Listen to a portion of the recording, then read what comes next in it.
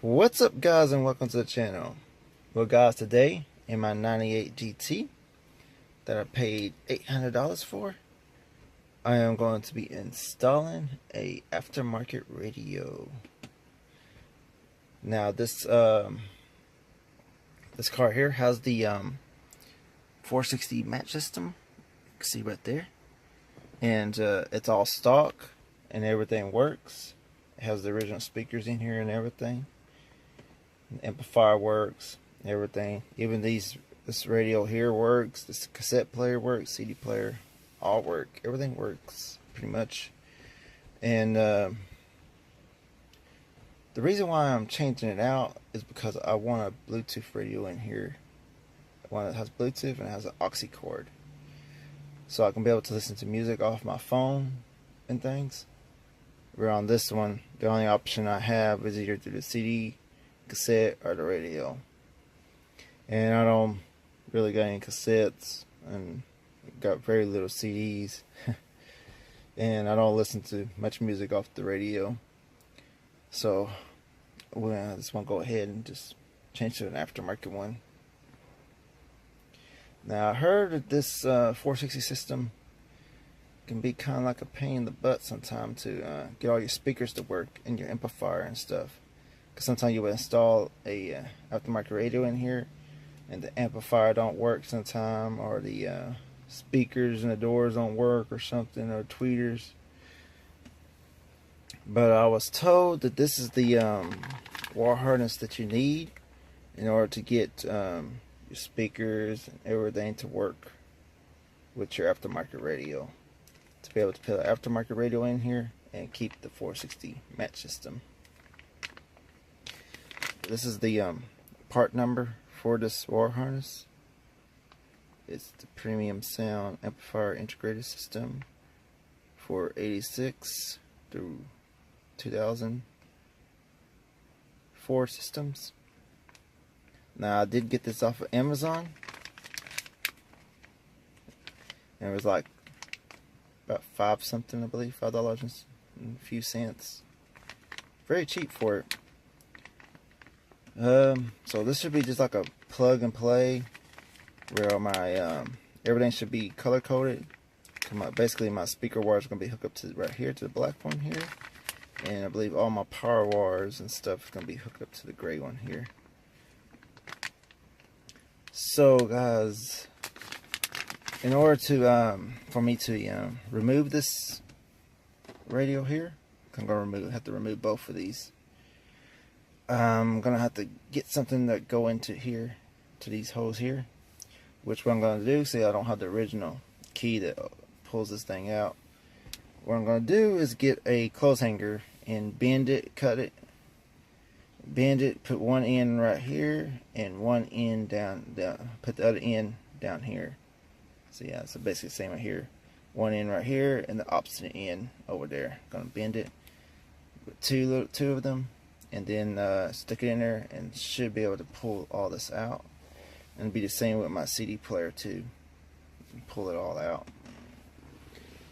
So yeah, so I'm gonna get that out, get that on, all unhooked, get my wire harness here wired up into my aftermarket one right here,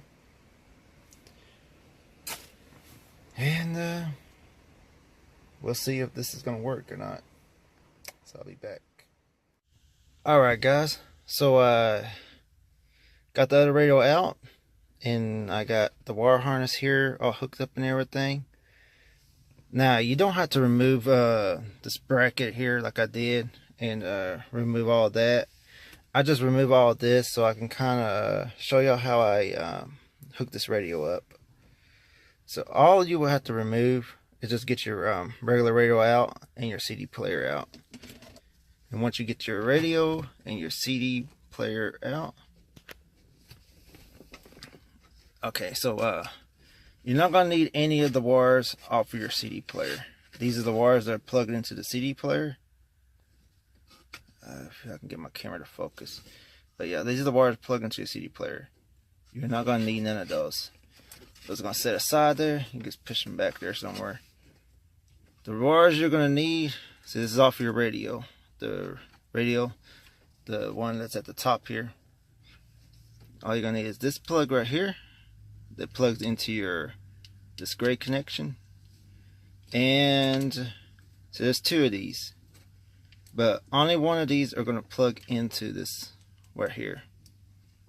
So basically just plug that into there, and those are the only two plugs that you're gonna need, and everything should work. Now how you wire this up, I know it's a mess here. I am gonna go back and try to clean this up, but everything is color coded. It'll color code to your I know my stuff won't focus that good on my phone, but it'll all plug into your wire harness for your aftermarket radio. Everything will be like color coded. Basically your speaker wires are right here. These are your speaker wires. They're connected to here, and these are basically your power wires. Also, make sure you wire up these blue wires. You got one solid blue and one white blue. Your wire harness should have a connection for that, so make sure you have that, because if not, you're not gonna have no sound.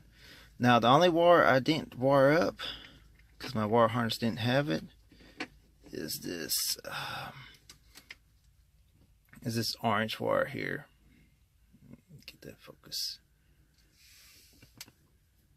But oh yeah, and also, you know, you got your antenna wire there, something like that.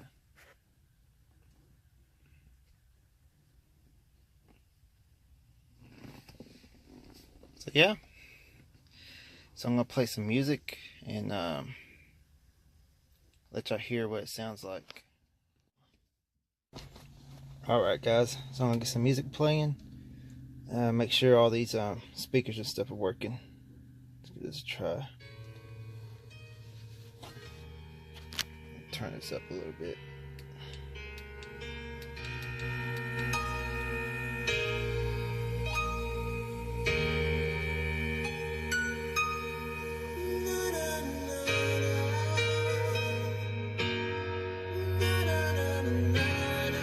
I'm gonna get some bass.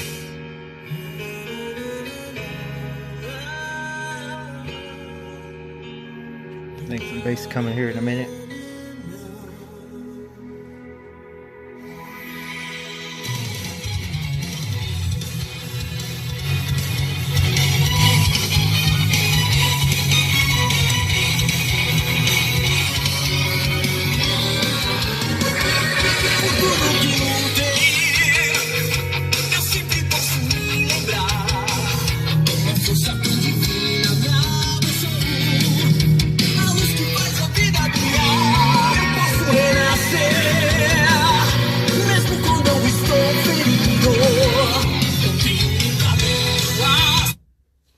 So yeah guys, it's all working. Maybe I could hear a little bit of what it sounds like and stuff, but everything works and stuff. So yeah guys, that's basically how I hooked it up. And this is the part number once again. Right there for Ford Sound Systems. So yeah guys, that's gonna do it for this video. If y'all have some questions, y'all can comment down below in the comments. Maybe I can be able to help y'all out. But right now guys, I'm gonna get all this stuff together. Oh yeah, and also guys, you might want to get one of these little cubby deals here, little cubby things, so you can fill in the hole for when you don't have a CD player there, or you can just put your stock CD player back in there and just set it in there. So yeah guys, that's gonna do it for this video. So I'll see y'all later.